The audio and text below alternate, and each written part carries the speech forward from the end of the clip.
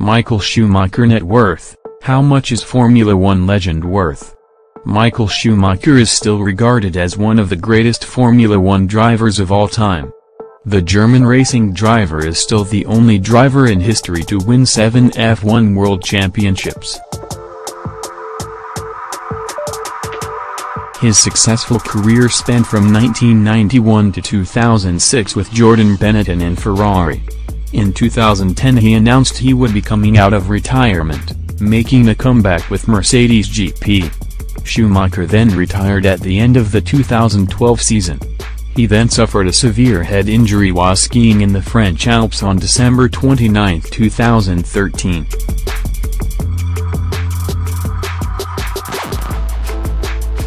The F1 legend required immediate neurosurgical intervention and underwent 2 life-saving operations. The motorsport star was then placed in a medically induced coma for 6 months until June 16, 2014. Since then, there have been very few updates about how Schumacher is doing.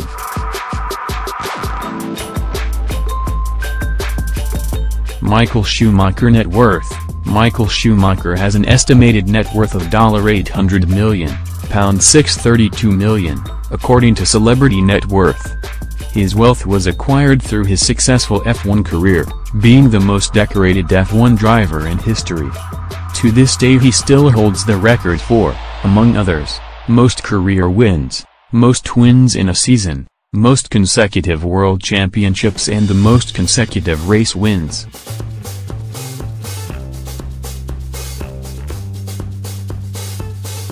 He won a combined 47 races and won 4 back-to-back championships between 2001 and 2004. Forbes reports he made as much as $1 billion, £790 million, during his career.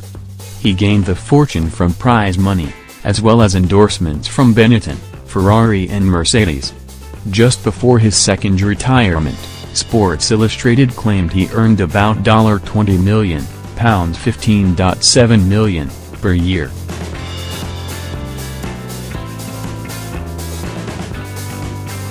Schumacher was one of the highest paid athletes of all time, and even when he wasn't racing he earned $50 million, £39 million, in endorsements. During the height of his racing career, he was paid $10 million, £7.9 million, by Shell to wear a specific hat.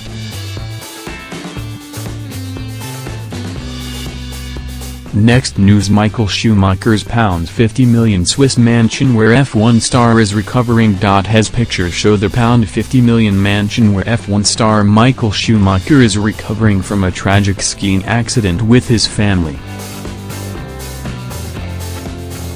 5 years ago this month, Schumacher suffered catastrophic brain damage after crashing and smashing his head while skiing in the exclusive ski resort of Marbol in France. At the request of his wife, Corinna Bech, 49, friends and family have honored his wishes for privacy and kept his condition a closely guarded secret. In the absence of updates, speculation has been rampant about his health and recovery from a brain hemorrhage at his home in the Swiss town of Gland near Lake Geneva. Despite reports suggesting he may never fully recover, Schumacher, who turns 50 in January, is not bedridden or existing on tubes, according to the Mail Online. His care, which includes extensive nursing and therapy, has been estimated to cost more than £50,000 a week, the website has claimed.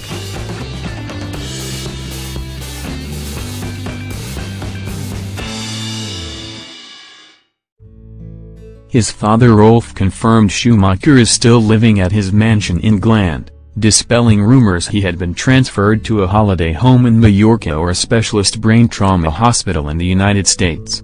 Pictures of his home, called the Villa La Reserve, show the seclusion in which Schumacher lives on the banks of Lake Geneva, close to the border France and Switzerland. Surrounded by verdant landscapes, the sprawling grounds of the mansion boasts expansive lawns and a sunny terrace.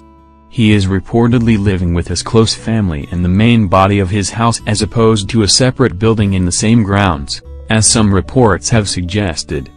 Building work on a separate cottage reportedly began before the accident and was intended to accommodate his father when he stayed. Schumacher's accident happened on a family holiday as he was skiing with his son Mick at the Marble ski resort in the French Alps. The avid skier hit the right side of his head on a rock, cracking his helmet. The seven-time F1 champion was transferred to Grenoble Hospital following his crash, where doctors described his condition as extremely serious.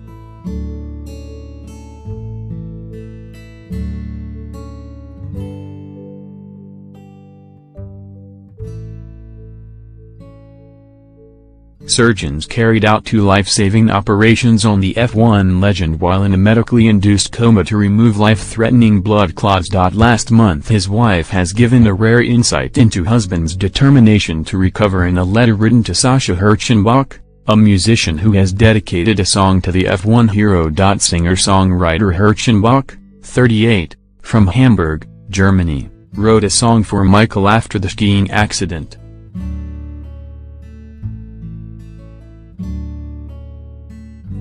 He sent a CD of the song, named Born to Fight, to Corinna. Herschenbach told Bund that she thanked him with a personal letter and wrote, "We all know Michael is a fighter and will not give up." Corinna has rarely been seen in public since her husband suffered horrific head injuries. She was described by her husband as his guardian angel just weeks before the accident. Last year, ex-F1 star Philippe Streiff, who claimed to be close to the family, said he fears Michael may never be able to walk again. He claims, "After a neurological accident, you always have hopes."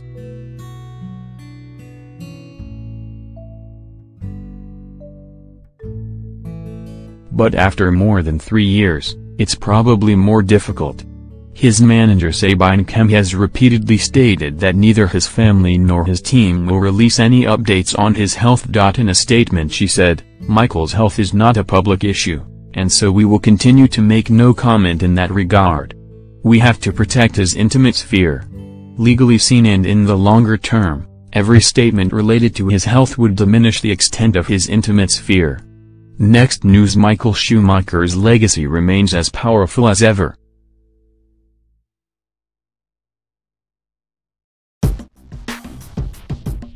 Formula One will honor Michael Schumacher, as the 7-times world champion approaches his 50th birthday, 5 years on from a near-fatal skiing accident.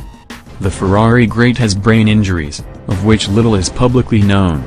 The German, still the sport's most successful driver, in terms of wins, 91, and titles, will be 50 on January 3. Formula One will highlight the remarkable career and talents of a man famous beyond the racetrack, and who enthused the legion of fans in the 1990s and early years of this century.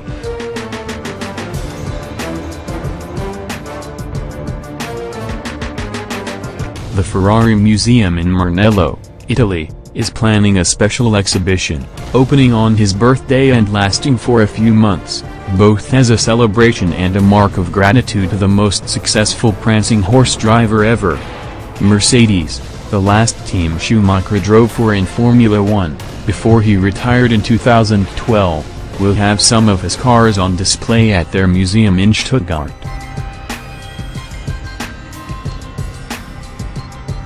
Formula One management will also dedicate a week to Schumacher on its social media platforms, including exclusive interviews with many of those who were part of the German's Formula One story.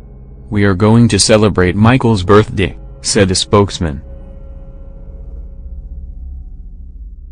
Schumacher remains a big part of the sport's narrative, with Mercedes driver Lewis Hamilton now a 5-times world champion, with 73 wins and getting ever closer to the German's greatest records. Hanging over it all, however, will be a strong sense of sadness, just as every anniversary since his December 29, 2013 fall, while skiing off-piste near Marble, in the French Alps, with his family.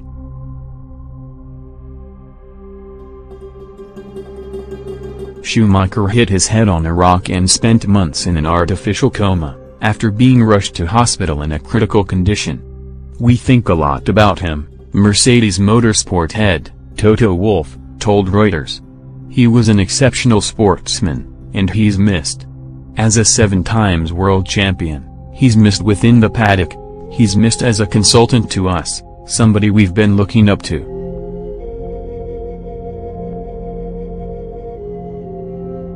We hope that his recovery continues to be positive, and that's the most important thing. Just how positive, or otherwise, is a matter of considerable conjecture and one met with resolute silence from Schumacher's wife, Corinna, the family, and those who always formed part of his innermost circle. They would prefer the world remembered Schumacher as the champion he was, rather than the different kind of fighter he has become. Sabine Kemm, Schumacher's trusted assistant and spokeswoman, who now also manages the racing career of his son, Mick, continues to guard his privacy with polite, but firm, determination. In general, the media have never reported on Michael and Corinna's private life, she said in 2016. When he was in Switzerland, for example, it was clear he was a private individual. Once, in a long discussion, Michael said to me, "You don't need to call me for the next year. I'm disappearing." I think it was his secret dream to be able to do that someday.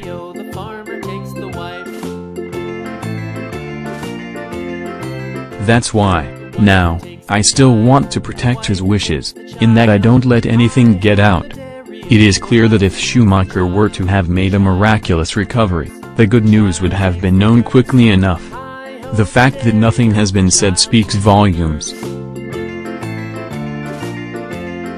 Amid and during media speculation, be it rumored moves for treatment elsewhere or concerning Schumacher's general mobility, any shred of bona fide information from behind the walls of the family's lakeside Swiss mansion is news. One such snippet was provided by Swiss Archbishop Georg Jansen, who recently told the mass circulation German magazine, Bund, about a 2016 visit to Schumacher. "I sat opposite him, held his hands, and looked at him.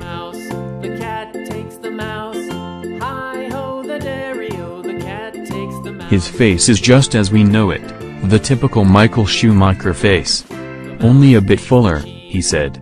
Jean Todt, Schumacher's former Ferrari boss, who is now president of Formula One's governing body, is a frequent visitor. He revealed last month that he had watched this year's Brazilian Grand Prix with Schumacher. "There are pictures of him all over my offices and apartments. The time with Michael will always be remembered as the best of my life," the Frenchman said.